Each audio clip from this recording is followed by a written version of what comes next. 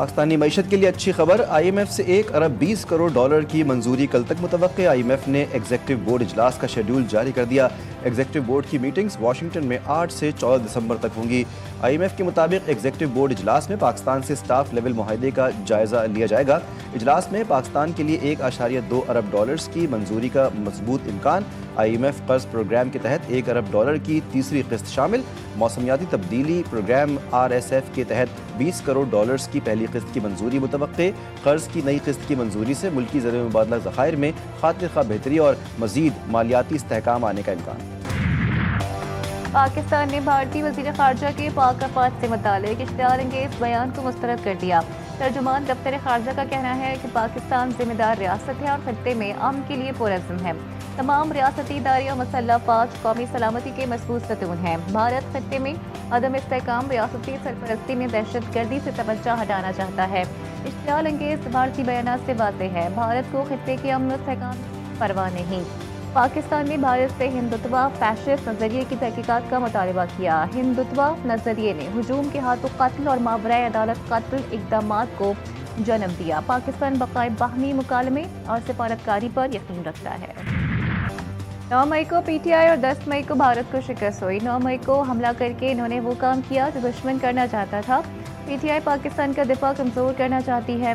وفاقی وزیر اطلاعات عطا طاہر کی PTI پر کڑی تنقید، کہا بانی PTI نے 190 ملین پاؤنڈز کا ڈاکہ ڈالا، یہ ایک ذہنی مریض ہے۔ بھارتی میڈیا پر بیٹھ کر الزام لگانے والوں کو شرم آنی چاہیے۔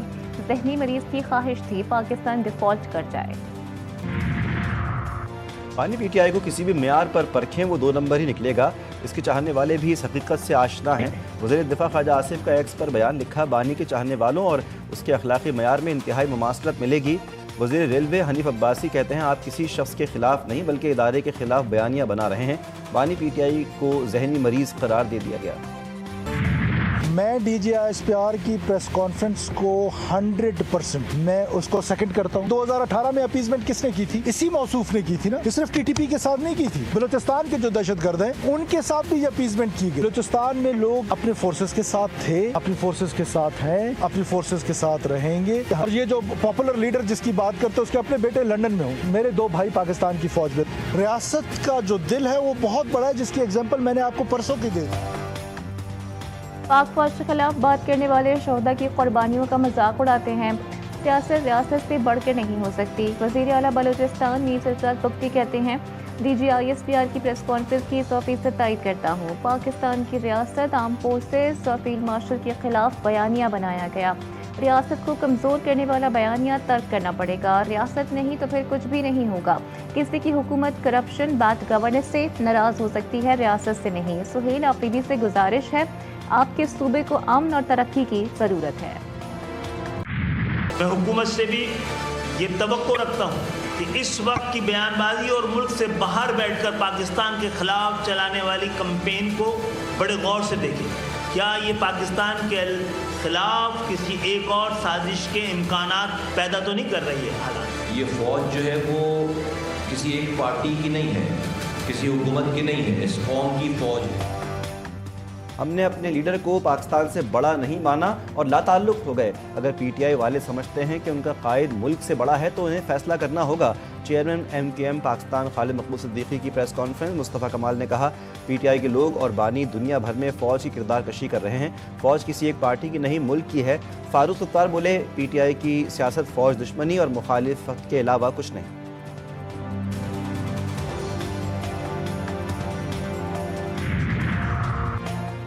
ایک شخص مسلسل ریاستی اداروں خصوصاً پاک فوج کے خلاف اشتعال انگیز بیانیہ بنا کر دشمن قوتوں کے مفاد میں پروپیگنڈا چلا رہا ہے۔ DGI کہتے ہیں کہ اس شخص کے پھیلائے گئے پروپیگنڈا نے اندرونی اور بیرونی دشمنوں کو فائدہ پہنچایا اور پاکستان کی عالمی ساکھ کو بھی نشانہ بنایا۔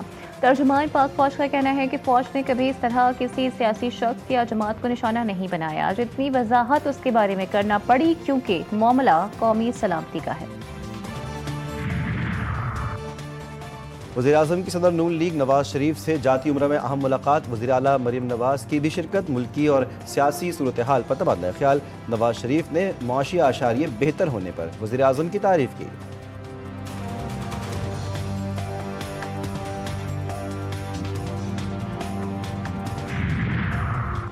इलेक्शन कमीशन का बैरिस्टर गौहर को चेयरमैन तहरीक इंसाफ तस्लीम करने से इनकार।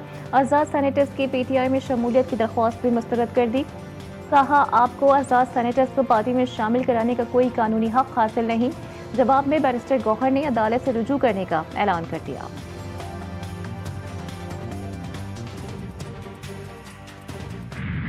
पीपल्स पार्टी बुरी है तो हमारे मंसूबों पे जाके अपनी तख्ती क्यों लगाते हो? जाइए अमीर खुसरो रोड पे जाके देखिए तराजू, काम हमारे। अभी मॉडल कॉलोनी की मैंने रेलवे फाटक की रोड बताई, पैसे हमारे, काम हमारा, तख्ती मुनीम साहब ने लगा दी। तो यार ये दोहरा मयार नहीं हो सकता।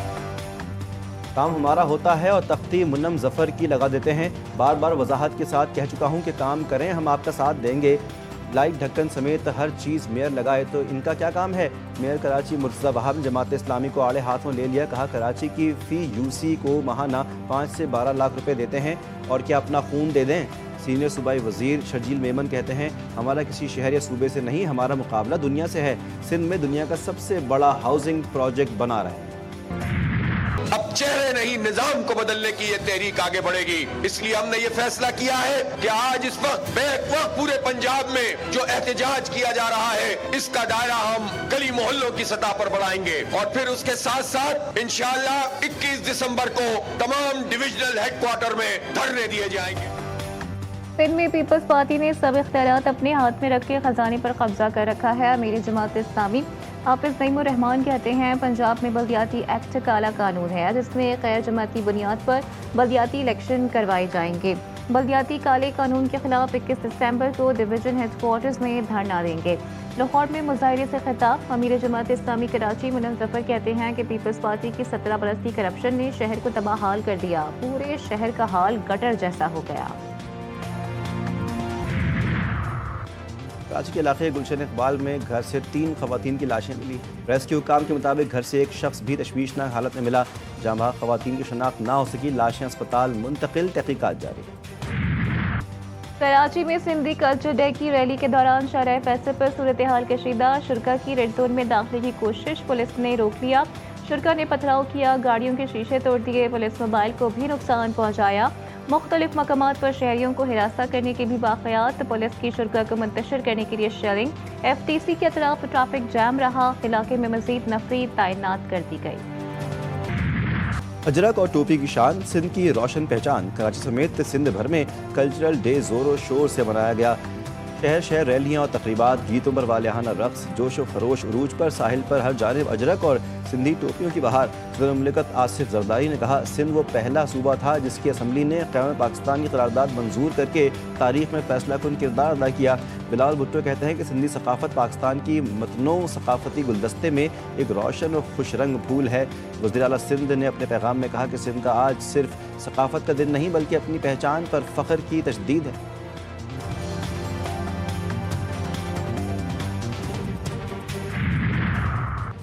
पंजाब और KP में गैस लोड शेडिंग का नया स्केड्यूल जारी। दिसंबर तक फरवरी गैस लोड शेडिंग स्केड्यूल के मुताबिक सारिफीन को 3 वक़्त में वक्फे से गैस मैसर होगी।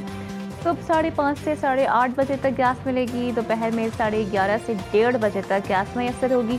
शाम 5:30 से 8:30 बजे तक गैस मिलेगी। पाकिस्तान नेवी का बहिरा अरब में कामयाब नारकोटिक्स ऑपरेशन, 1500 किलोग्राम चरस बरामद। ISPR के मुताबिक मनशियात की मालियत तकरीबन 30 लाख अमरीकी डॉलर्स है। ऑपरेशन समंदरी सिक्योरिटी और निगरानी के निज़ाम का अहम सबूत है। पाकिस्तान नेवी समंदर में गैर कानूनी सरगर्मियों की रोकथाम के लिए पुरज़्म है। इजरायली सदर ने ट्रंप की नेतन्याहू को माफ़ करने की दरख्वास्त मुस्तरद कर दी। नेतन्याहू पर 5 साल से बदअनवानी के मुकदमात चल रहे हैं। इजरायली सदर ने कहा कि सदर ट्रंप की दोस्ती और उनकी राय का एहतराम करता हूँ, लेकिन इजराइल एक खुद मुख्तार मुल्क है और इसके कानूनी निज़ाम का मुकम्मल एहतराम होना चाहिए। इजरायली फ़ौज की गजा में बर्बरियत का सिलसिला ना थमा। गुज़श्ता 24 घंटे में हमलों में माँ बेटे समेत 7 अफराद शहीद। रफ़ा के इलाके अल-मवासी में इजरायली फ़ौज की फायरिंग, फ़लस्तीनी बच्चा शहीद। सहयूनी अफवाज के मगाजी कैंप पर भी हमले। जंगबंदी के ऐलान के बाद से अब तक गजा में 373 अफराद शहीद हो चुके हैं। सहयूनी फोर्सेस ने अलबीरा में एम्बुलेंस को रोक कर 2 पैरामेडिक्स को हिरासत में ले लिया। अल खलील से इजरायली फोर्सेस ने 4 भाइयों समेत 5 फ़लस्तीनियों को गिरफ्तार कर लिया। ब्रिस्बेन में खेले गए दूसरे टेस्ट में ऑस्ट्रेलिया ने इंग्लैंड को 8 विकेटों से हरा दिया। एशेज सीरीज के 5वें मैचेस में 2-0 की बढ़तरी हासिल। ऑस्ट्रेलियाई टीम ने 65 रन का हदफ 2 विकेटों के नुकसान पर हासिल किया। पीएसएल का लंदन में भी डंका। क्रिकेट के घर लॉर्ड्स में पीएसएल का रोड शो। मद्दाहों के लिए कौमी क्रिकेटर्स बाबर आजम, हारिस रऊफ, सादुल्ला फरहान से मुलाकात का मौका। वसीम अकरम, रमीज राजा और अली जफर भी तकरीब का हिस्सा। लॉर्ड्स क्रिकेट ग्राउंड में होने वाले रोड शो में बरतानवी सरमायाकार शिरकत करेंगे। चेयरमैन पीसीबी मोहसिन नकवी की पीएसएल में सरमायाकारी के ख्वाहिशमंद लोगों से मुलाकातें भी शेड्यूल। बाबर आजम एक अजीम बल्लेबाज हैं। पाकिस्तानी टीम के T20 कप्तान सलमान अली आगा ने कहा, गुज़िश्ता 2-3 साल से वो तवक्कुआत के मुताबिक परफॉर्म नहीं कर सके। पाकिस्तान के स्क्वाड में रोटेशन पॉलिसी पर सख्ती से अमल हो रहा है। हर खिलाड़ी का मुतबादिल तैयार कर रहे हैं ताकि किसी इंजरी से टीम पर फर्क नहीं पड़े। कराची में रंगारंग इफ्ताही तकरीब से नेशनल गेम्स का बाकायदा आगाज। पॉइंट्स टेबल पर आर्मी सबसे आगे, 4 गोल्ड, 3 सिल्वर, 1 ब्रॉन्ज मेडल जीतकर बरतरी हासिल की। पाकिस्तान नेवी दूसरे, पाकिस्तान एयरफोर्स तीसरे नंबर पर। सिंध 1 ब्रॉन्ज मेडल के साथ चौथी पोजीशन पर। पाकिस्तान नेवी ने शूटिंग मुकाबलों में नया कौमी रिकॉर्ड बनाया। लेफ्टिनेंट मिसबाह ने 50 मीटर ब्रॉन्ज राइफल में गोल्ड मेडल जीता। मुल्क में कड़ाके की सर्दी, पहाड़ों ने सफेद चादर ओढ़ ली, सड़कें बर्फ से ढक गई। नारायण का खान, बाबू सर टॉप में वक्फे से जारी बर्फबारी ने मौसम को मजीद हसीन बना दिया। सर्दी की शिद्दत भी कई गुना बढ़ गई। कराची में सर्दी मजीद बढ़ेगी। महकमा मौसमियात ने बता दिया, कल से सर्द हवाएं चलने का इम्कान। और पाकिस्तान के सूबा बलोचिस्तान की खूबसूरत साहिली पट्टी, मकरान की साहिली पट्टी सयाहों की तवज्जो का मरकज। लसमेरा से गवादर तक नीली पट्टी, कुन मलीर, पसनी, ओरमारा और हंगोल के तिलिस्माती कुदरती कशिश मेहमानों को मुतासर कर रही है।